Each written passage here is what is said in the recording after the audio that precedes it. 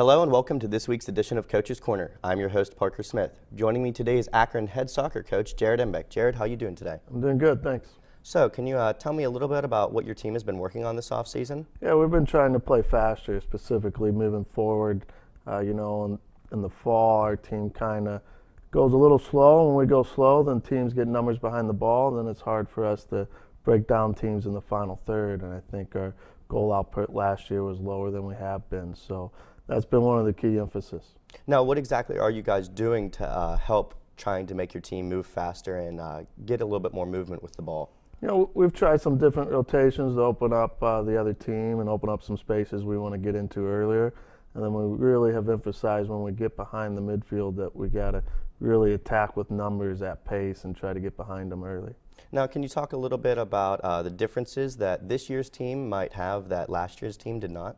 Yeah, last year's team was experienced. They had a lot of seniors. We're going to have youth, so I think we're going to have a chance to mold this team a little differently, especially in terms of style of play. We're going to keep our basis philosophy, but I think now we can get them to work harder, and this team, I think, overall will have a more athletic look to them.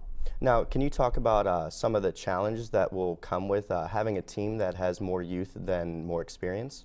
Yeah, you're going to have some mistakes that, they got to learn from, and, specifically in types of games where we go play, they may have not have played there, and, the few guys that we have back that have been in there, they're going to be key for us to get through those games. You mentioned that the last couple of years you might have not gone as far as you would like. Is there any specific reason towards that, or do you think it maybe just the way it happened the last couple of years? I think probably the biggest reason is, we've lost probably more starters 4 years in a row than any other team in the country because of the MLS and success we've been having. So when you do that, you don't necessarily get a continuity of building a team year after year. The years we went to the Final Four, 2009, 2010, we had pretty much 8 or 9 starters back each year. So we had a continuity of style of play. Guys knew how to play with each other. We've lost 5 starters, 6 starters, each of the last 2-3 years, and that makes it difficult when you're turning over half your team.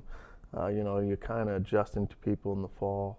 So that's something that's probably been a big reason, but we still have had enough talent that I think we could, probably push along farther than we have been. Now, losing starters frequently, like you said, does that affect your recruiting style at all? It hasn't yet. You still try to recruit the best players, and we've done a good job at developing some of those guys that they can have the opportunity to move on early. We've talked about, do you build your team around guys that maybe you think will be here 3-4 years, but even in the last couple of years, some guys we thought may be here 3-4 years have left early. Coach, I'd like to wish you luck in the next season, and that's all the time that we have for today. This has been Coach's Corner. Let's send it back to studio.